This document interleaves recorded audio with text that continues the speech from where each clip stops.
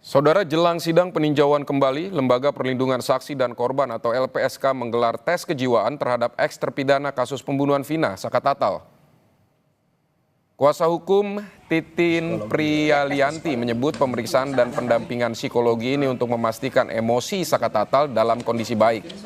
Pasalnya, sidang peninjauan kembali yang diajukan Saka bersama tim kuasa hukumnya akan lebih banyak menghadirkan Saka. Pemeriksaan psikologi yang akan dilakukan LPSK akan berlangsung pada hari ini di Bandung. Kesaksian dari Sakatatal.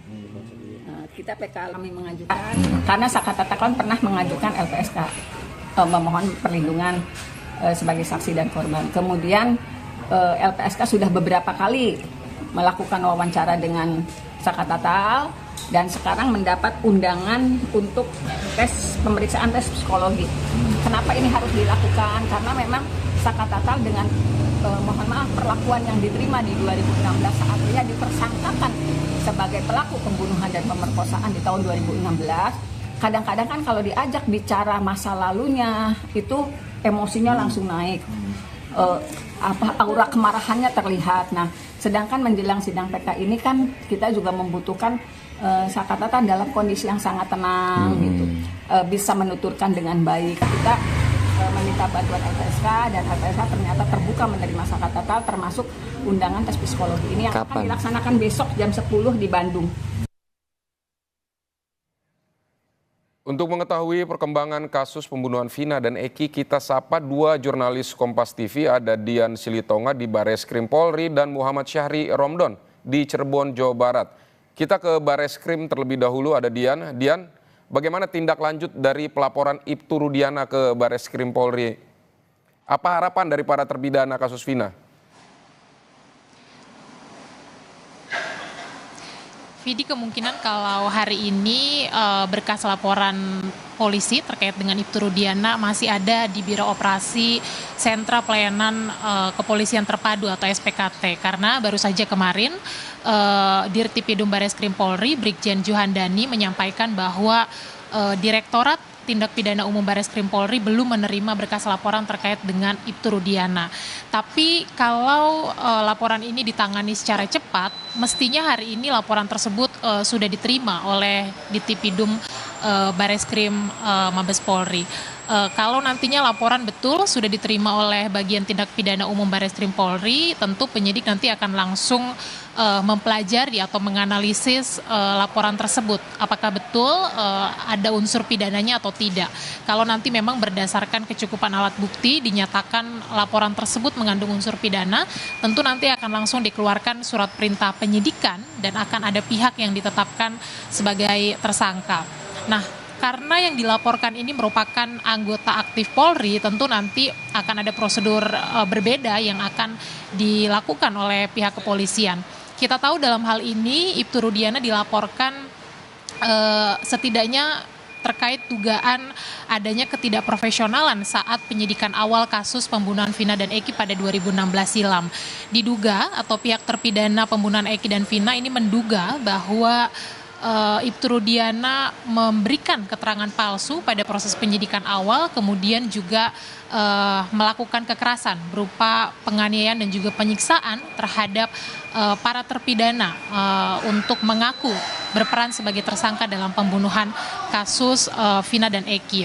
Nah, nantinya kalau laporan ini diproses kemudian sampai kepada penyidikan, tentu ini akan melibatkan Divisi Propam Polri, Vidi, kemudian juga tentu saja akan melibatkan Inspektorat Pengawasan Umum Kepolisian Republik Indonesia atau ITWASUM, dan nampaknya memang polisi sudah ke arah sana, karena kalau kita ingat berdasarkan pernyataan Kapolri Jenderal Listio Sigit Prabowo beberapa waktu yang lalu bahwa penanganan kasus pembunuhan Vina dan Eki ini sudah ditindaklanjuti dengan menerjunkan Divpropam dan juga Itwasum Polri. Itu juga disampaikan oleh Kabar Eskrim Polri, Komjen Wahyu Widada, yang juga menyampaikan bahwa saat ini pihaknya atau Bareskrim Mabes Polri tengah mengkaji penanganan kasus yang dilakukan oleh penyidik Polda Jabar dalam penanganan kasus pembunuhan Vina dan Eki.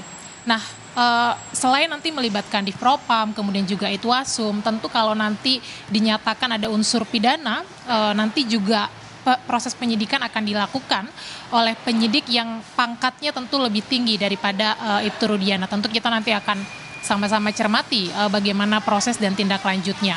Tapi tidak hanya itu tentu yang diharapkan oleh pelapor atau dalam hal ini adalah pihak terpidana kasus pembunuhan Vina dan Eki, Vidi, yakni para pelapor ini menginginkan bahwa Bareskrim Mabes Polri kembali mengulang seluruh proses penyidikan kasus pembunuhan Vina dan Eki karena tadi ada dugaan bahwa ada kesalahan prosedur dalam penanganan penyidikan awal kasus pembunuhan Vina dan Eki. Artinya penetapan tersangkanya ini pun diragukan meskipun beberapa orang sudah menjalani masa pidana.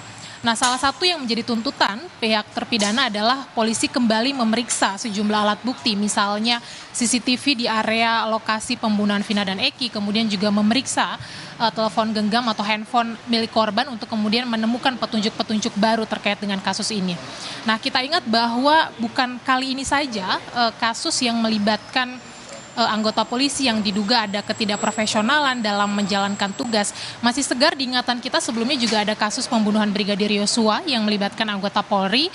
Nah, penanganan kasus ini nanti tentu akan menjawab begitu ya keraguan publik, menjawab juga apakah publik masih bisa percaya terhadap kredibilitas Polri. Kita nantikan bersama nanti tindak lanjutnya. Vidi. Baik Dian, terima kasih.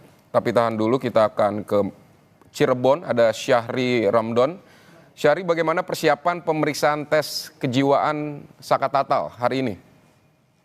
Ya, baik Vidi di studio dan juga saudara, selamat siang. Memang hari ini Saka Tatal melakukan menjalani pemeriksaan tes kejiwaan yang dilakukan oleh LPSK, Lembaga Perlindungan Saksi dan Korban, yang berlangsung di Bandung, salah satu hotel di Bandung. Titin sebagai kuasa hukum dari Saka Tatal telah mendapatkan surat panggilan tersebut kemarin. Dan pagi tadi, Saka Tatal bersama Titin dan juga kakaknya Jaka itu berangkat dari Cirebon menuju Bandung. Dan saat ini sedang berlangsung. Pemeriksaan tes psikologi untuk Saka Tatal itu dimaksudkan untuk lebih menguatkan Saka Tatal menjelang sidang peninjauan kembali pada Rabu 24 Juli mendatang. Mengapa demikian? Karena Saka Tatal beberapa kali ketika ditanya hal yang terjadi di tahun 2016 lalu, utamanya soal pengakuan intimidasi yang dialami dan cerita itu harus diulang lagi, maka emosi, aura kemarahan Saka Tatal kembali tertampak dan itu perlu diminimalisasi karena akan menghadapi majelis hakim pada saat sidang PK Rabu mendatang. Vidi. Baik, persiapan jelang sidang peninjauan kembali yang bakal digelar tanggal 24 pekan depan itu seperti apa? Saka Tatal bersama tim kuasa hukum baik yang di Cirebon maupun di beberapa daerah sudah menyiapkan banyak bukti, saksi dan juga ahli untuk menjalani sidang pertama pada Rabu 24 Juli mendatang. Titin, kuasa hukum Saka Tatal, menyampaikan kepada kami dimungkinkan di hari Rabu mendatang agenda pertama adalah pembacaan memori PK. Artinya tim kuasa hukum akan memberikan seluruh pernyataan, bukti, 4 novum yang akan disediakan dan juga beberapa keterangan-keterangan yang akan mendukung jalannya atau pengajuan PK yang sedang mereka lakukan. Tidak hanya itu, mereka juga akan menghadirkan 4 orang saksi dan bisa jadi lebih karena mereka masih terus melakukan beberapa persiapan-persiapan. Beberapa di antaranya ahli yang akan dihadirkan adalah Reza Indragiri sebagai digital forensik, kemudian juga ada mantan atau ex Wakapolri Ugroseno, kemudian ada juga ex Kabareskrim Susno Duaji dan beberapa pakar hukum lainnya. Mereka berharap proses peninjauan kembali di Pengadilan Negeri Kota Cirebon pada Rabu 24 Juli mendatang berlangsung secara transparan. Atas dasar itu mereka mengajukan beberapa surat-surat permohonan perlindungan dan juga pengawasan kepada beberapa lembaga tim di antara lain Kapolri, Kejaksaan Agung, Mahkamah Konstitusi, kemudian Komisi Yudisial. Mereka berharap peninjauan kembali yang dilakukan pada tahun 2024 ini berbeda dengan pada sidang di 2016 lalu yang Titin merasa terdapat beberapa kejanggalan dan juga merasa beberapa intimidasi yang selama berlangsung pada persidangan tersebut. Tentu ini adalah upaya hukum yang dilakukan ex-terpidana yakni Saka Tatal, dan informasi yang kami terima juga rencananya 7 terpidana lainnya juga akan mengajukan hal yang sama. dan sambil melakukan beberapa pelaporan utamanya terhadap Ibtu Rudiana ke Bareskrim Mabes Polri. Sidi. Baik, Muhammad Syahri Ramdon, terima kasih untuk laporan Anda soal persiapan peninjauan kembali Saka Tatal, dan juga sebelumnya tadi ada Dian Silitonga di Bareskrim Polri. Terima kasih.